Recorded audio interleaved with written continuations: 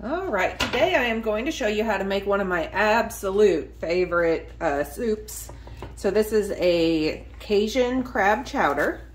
I've got a tablespoon of oil warmed up here in my pan. I like using a thick bottom pan for this, so this is a cast iron saucier, but you can use whatever you have. I just added a medium diced onion and a couple tablespoons of minced garlic.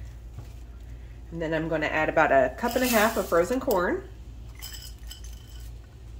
I got this recipe from my mother-in-law. She serves it at Christmas a lot, like on Christmas Eve. She likes to do a meatless Christmas Eve with more seafood. And this is kind of the starter course that she usually serves, and I instantly fell in love with it. It's been a while since I've shared it on the site, so I thought I would go ahead and refresh the pictures and make a video and show you exactly how delicious this is. So again, I've got this over medium heat. I'm gonna let it cook until the onions are nice and translucent, and then we will move on to the next step.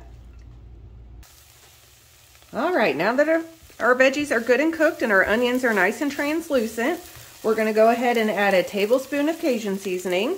It's gonna give a nice spicy kick, and a couple tablespoons of hot sauce. You can really use pretty much any kind of hot sauce that you want.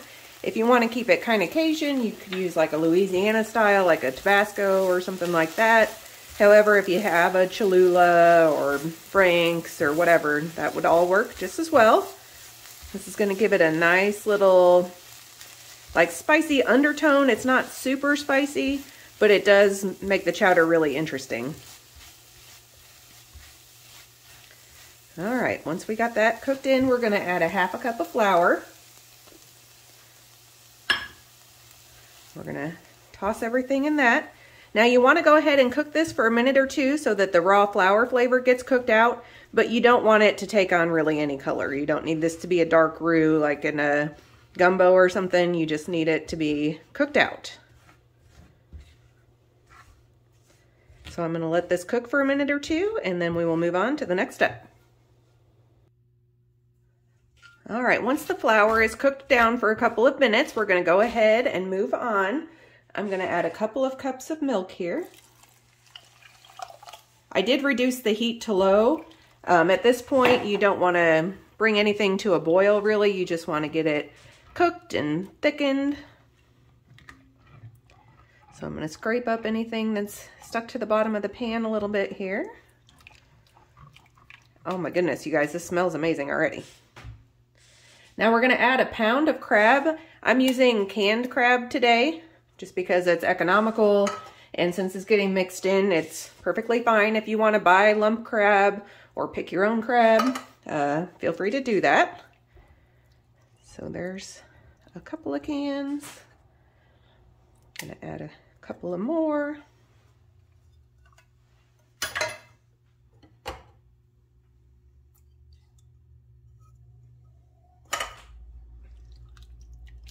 So we've got nice big crab flavor here. I'm gonna toss a couple of bay leaves in. Okay, I'm gonna finish this off with some heavy cream.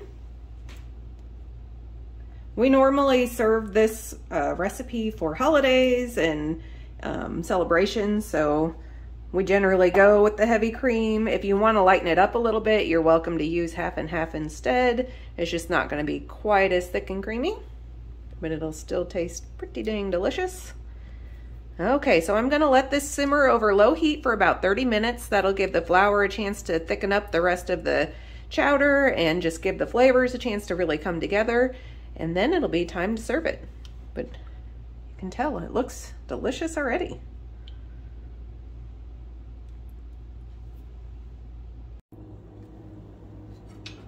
All right, after your chowder has simmered for about 1/2 hour, it's ready to go.